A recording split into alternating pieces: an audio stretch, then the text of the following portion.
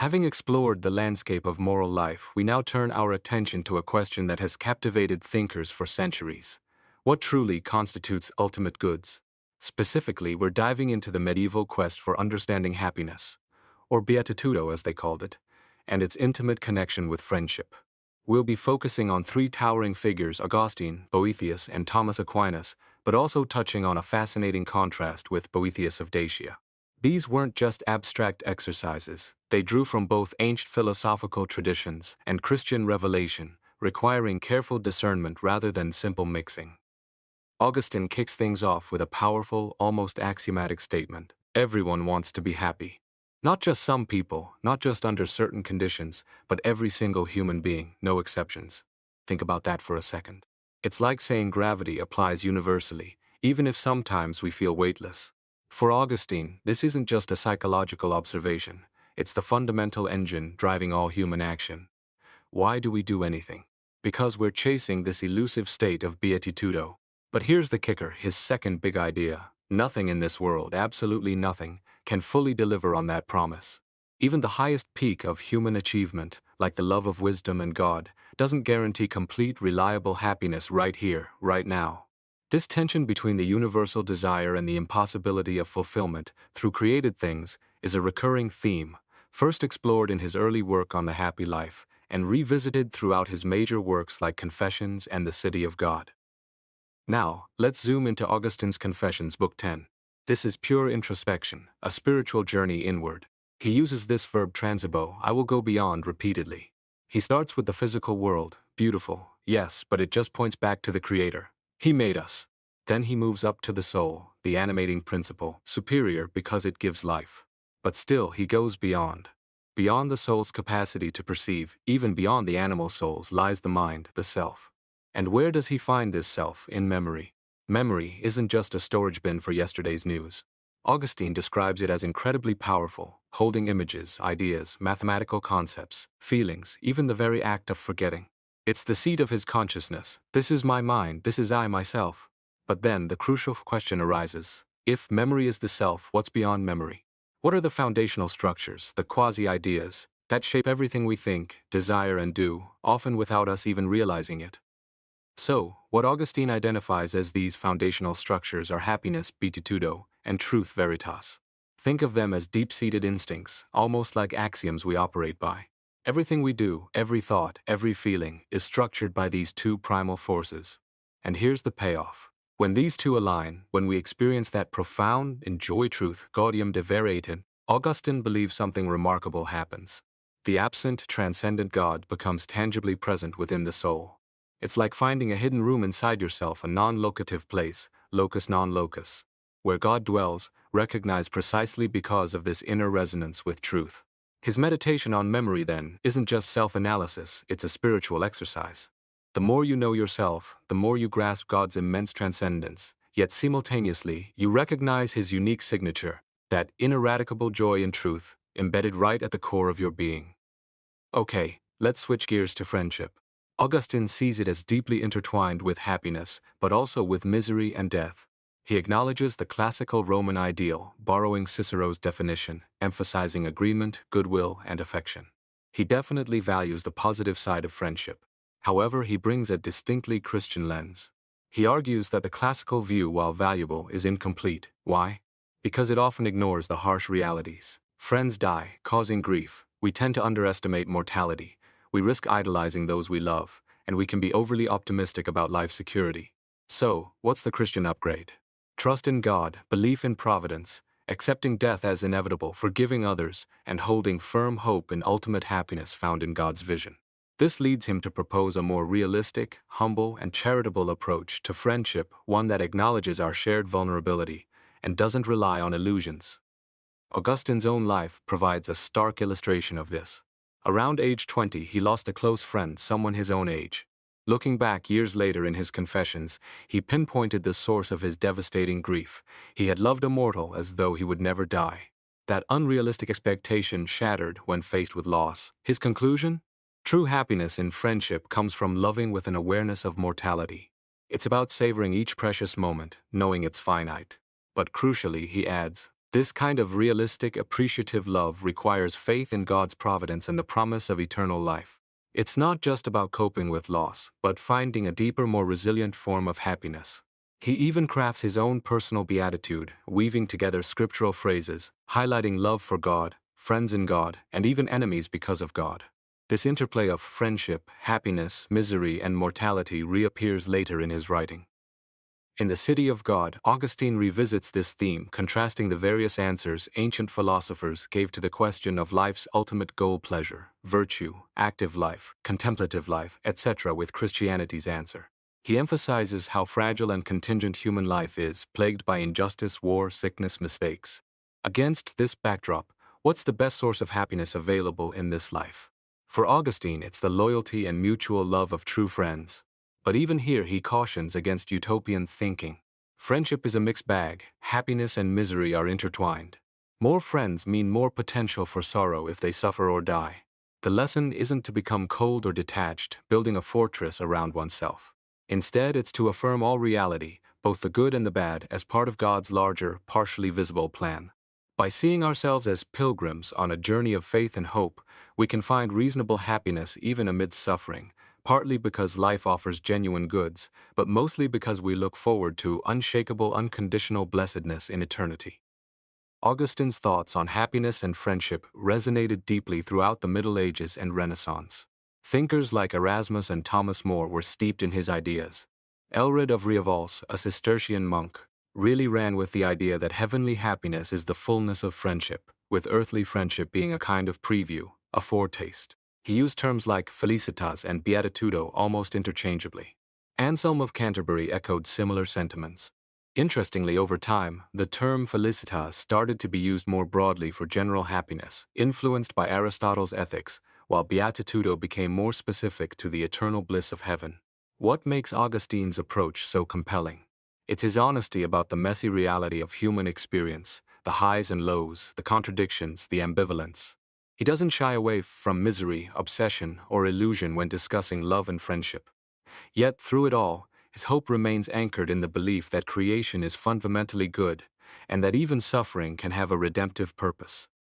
Now, let's shift focus to Boethius, the Roman scholar. Imagine being thrown into prison on false charges of treason, facing execution. That's the backdrop for his masterpiece, The Consolation of Philosophy. It's a stunning example of prison literature, seeking solace, consolatio, a genre traditionally offering comfort to mourners. Boethius, like Socrates before him, saw himself as an innocent victim of tyranny. He turned to philosophy, the house he had frequented since youth, for answers. The central haunting question driving the work is, how can one possibly be happy when unjustly suffering and awaiting death? It's a meditation on the problem of innocent suffering, patience, providence, and fulfillment. He engages in an artistic dialogue with philosophy, personified as a wise woman, exploring the best insights of ancient philosophy to find comfort. Philosophy's first task is to remind the distraught prisoner of forgotten truths about his own nature. She argues that true freedom isn't about external chains, it's internal, residing in the mind. Real blessings, like family and friends, aren't lost in adversity but become sources of happy memories. Happiness, she defines, is that perfect state where obtaining it leaves no room for further desires, a complete satisfaction. Then comes the systematic dismantling of common false idols. Wealth doesn't bring security, honor doesn't guarantee virtue, power is insecure, glory is deceptive, and pleasure is shared with animals. None of these, philosophy insists, are true happiness. While full happiness might incorporate elements of these, they are incomplete. And where, then, is true happiness to be found? Not in this world, philosophy suggests, leading Boethius to pray for divine guidance, much like Plato did. That prayer leads to a beautiful poem summarizing the Timaeus, Plato's dialogue on creation. The cosmos and the soul are seen as reflections of the transcendent divine good, which is God. Happiness, therefore, consists in participating in this good. The poem is a plea. Grant, Father, to my mind to rise to your majestic seat, disperse the clouding heaviness of this earthly mass, flash forth in your brightness.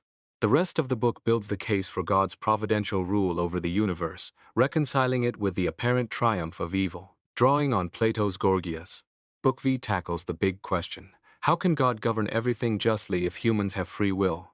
There's a clear shift here from Stoic resilience to Platonic themes of contemplation and metaphysics. Boethius masterfully synthesizes the highest achievements of ancient Greek and Latin philosophy, aiming for a unified vision.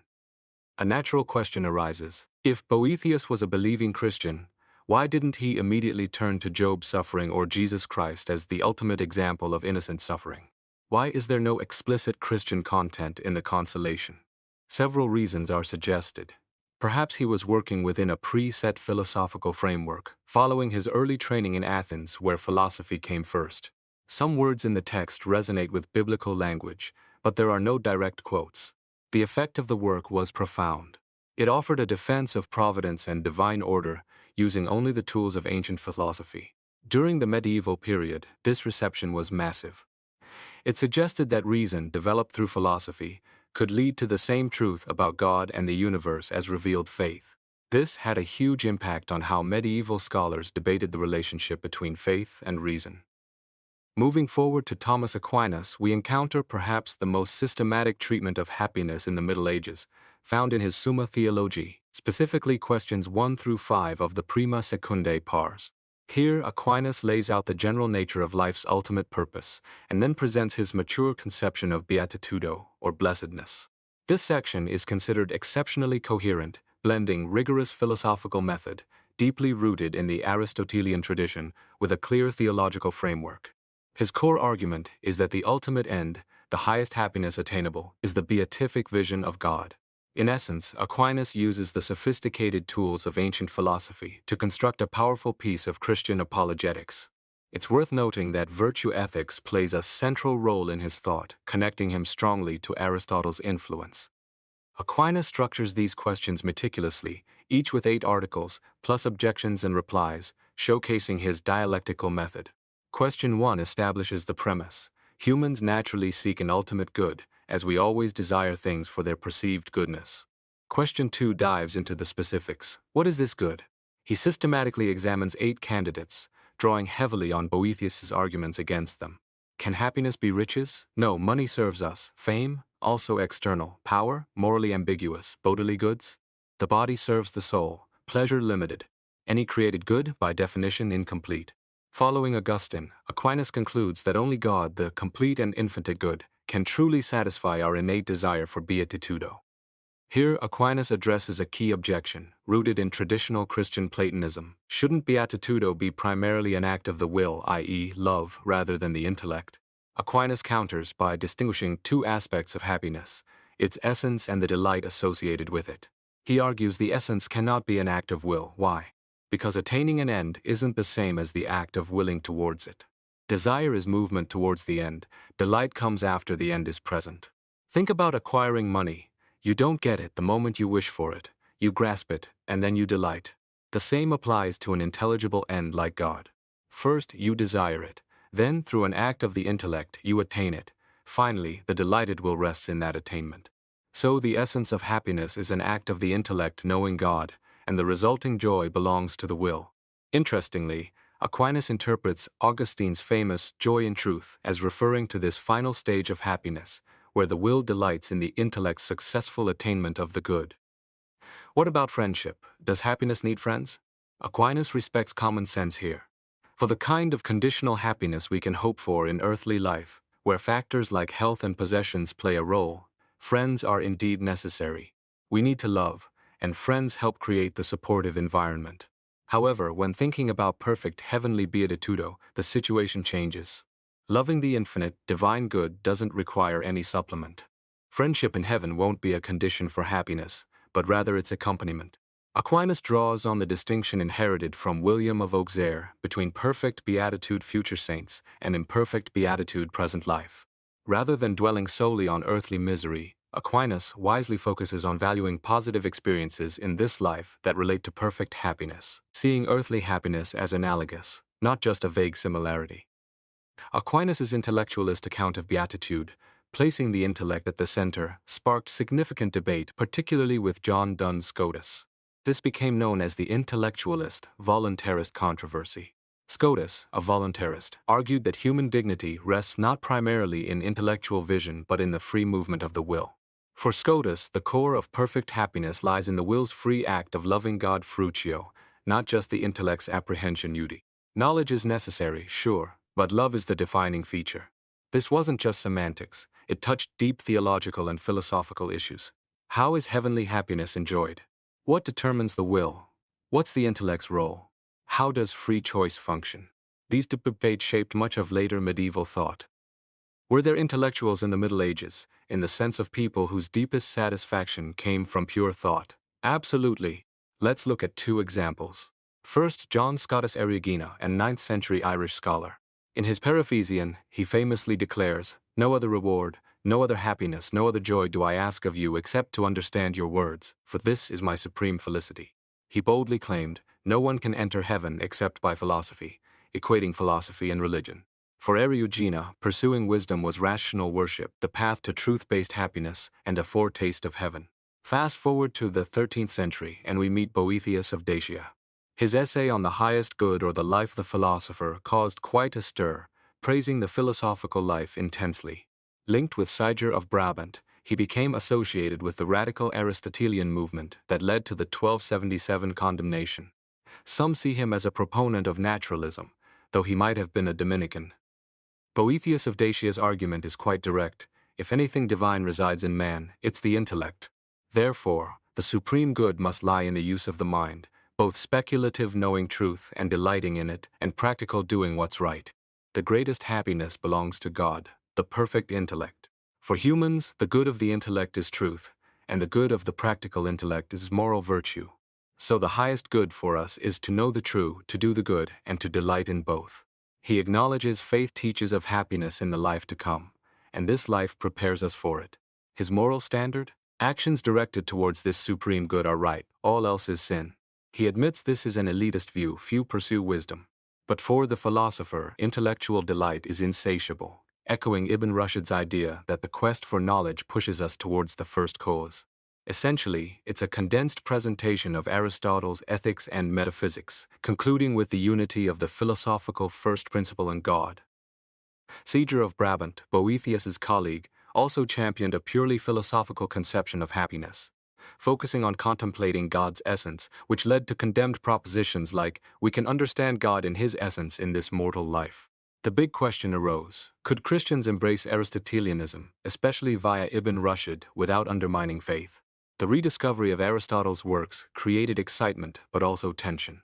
Figures like Boethius and Siger, sticking closely to Aristotle and Rushd, seemed to prioritize philosophy's autonomy.